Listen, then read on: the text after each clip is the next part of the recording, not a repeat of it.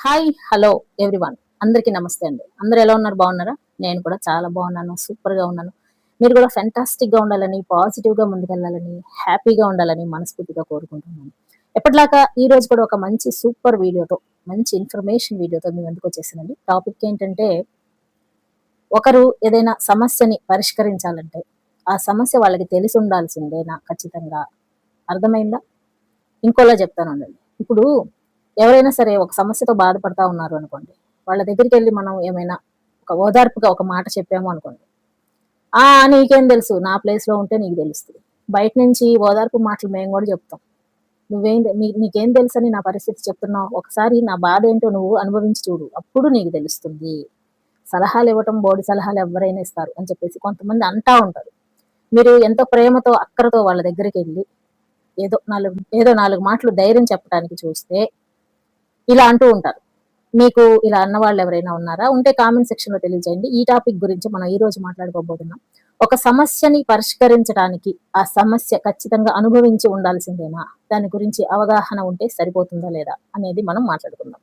అయితే అంతకన్నా ముందు ఛానల్ కి ఫస్ట్ టైం ఎవరైనా వచ్చినట్లయితే ఛానల్ ని సబ్స్క్రైబ్ చేసుకొని చూడండి. మన వీడియోస్ నచ్చినాయి అనుకోండి, లైక్ చేయండి, కామెంట్ చేయండి, షేర్ చేయండి, అలాగే హైప్ కూడా చేసేసేయండి. బెల్ ఐకాన్ ని మీరు ఆన్ లో పెట్టుకున్నారంటే ఎప్పుడు వీడియోస్ వేసినా సరే మీకు నోటిఫికేషన్ డైరెక్ట్ గా వచ్చేస్తుంది. అయితే మనం ఎక్కువ లేట్ చేయకుండా కంటెంట్ లోకి వెళ్ళిపోదాం.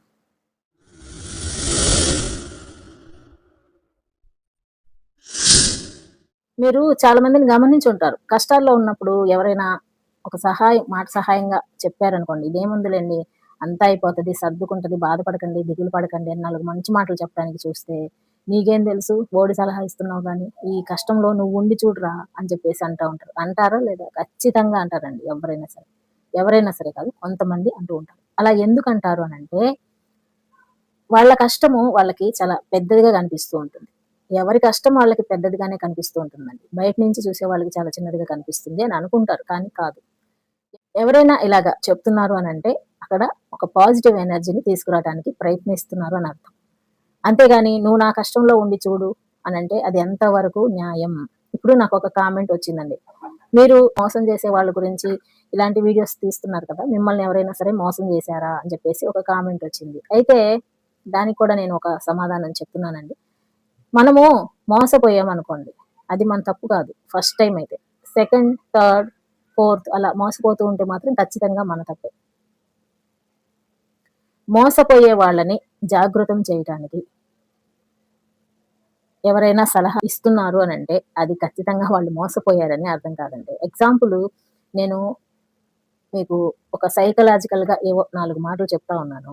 అవన్నీ నాకు జరిగితేనే చెప్తున్నారు అని అర్థం కాదు. ఇప్పుడు నేను ప్రేమ గురించి కూడా చెప్తా ఉన్నాను కదా! ప్రేమ గురించి ఇలాగ ప్రేమించండి, మీ డ్రెస్ సెన్స్ ఇలా ఉండాలి, అమ్మాయితో ఇలా మాట్లాడాలి, అబ్బాయి అయితే ఇలా ఉండాలి అని చెప్పేసి. అంటే నేను ఖచ్చితంగా ప్రతి ఒక్క వ్యక్తిని లవ్ చేసి, ప్రేమించి, అందులో ఉండి, ఆ విషయాలన్నీ తెలుసుకొని చెప్తున్నట్టు కాదండి. దాని గురించి మనకి అవగాహన ఉంటే చాలు.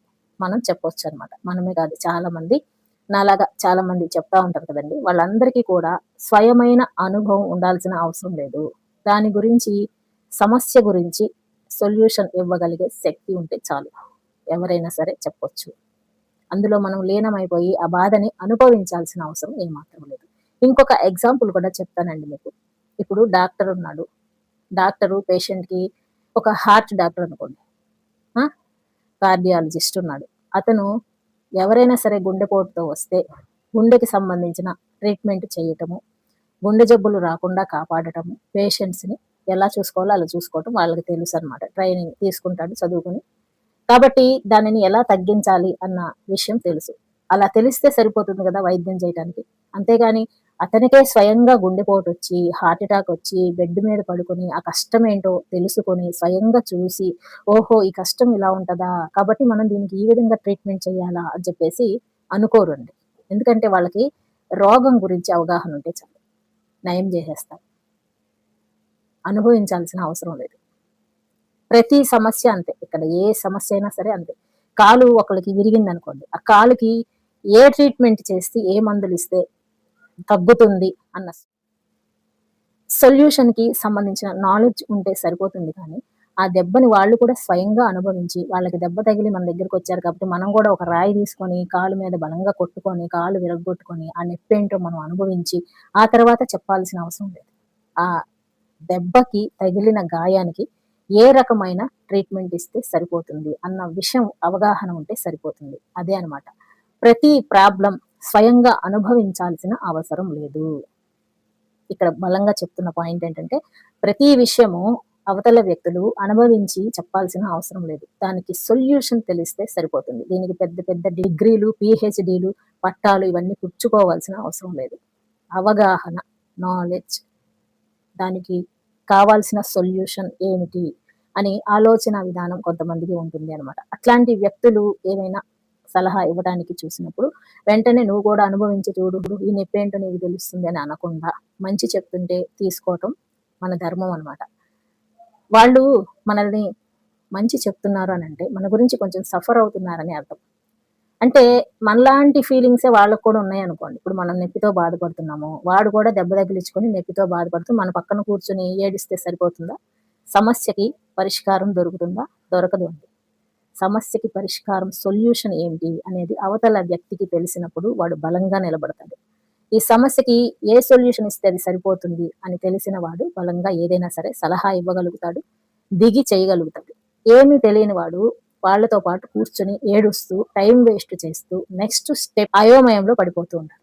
కాబట్టి మై డియర్ ఫ్రెండ్స్, ఎవరినైనా సరే మీకు ఒక మంచి మాటలు చెప్తున్నారనుకోండి, యూట్యూబ్‌లోనే కాదు ఇంకా ఎక్కడైనా సరే, వెంటనే నీకేం తెలుసు నా బాధ, నువ్వు కూడా అనుభవించి చూడు, ఇలాంటి మాటలు అనాల్సిన అవసరం లేదు. వాళ్ళకి ఆ బాధ గురించి ఎంతో కొంత అవగాహన ఉంది కాబట్టే దానికి సొల్యూషన్‌ని చెప్పగలుగుతున్నారు అని అర్థం చేసుకోవాలి అన్నమాట. ఈ వీడియో మీ అందరికీ యూజ్‌ఫుల్‌గా ఉంటుంది అని అనుకుంటున్నాను. వీడియో నచ్చితే లైక్ చేయండి. అలాగే మరిన్ని మంచి వీడియోల కోసం ఛానెల్‌ని సబ్స్క్రైబ్ చేసుకోండి. నెక్స్ట్ టైమ్ మరో మంచి వీడియోతో మళ్ళీ మీ ముందుకొచ్చేస్తాను. అంటిల్ దెన్ జై హింద్.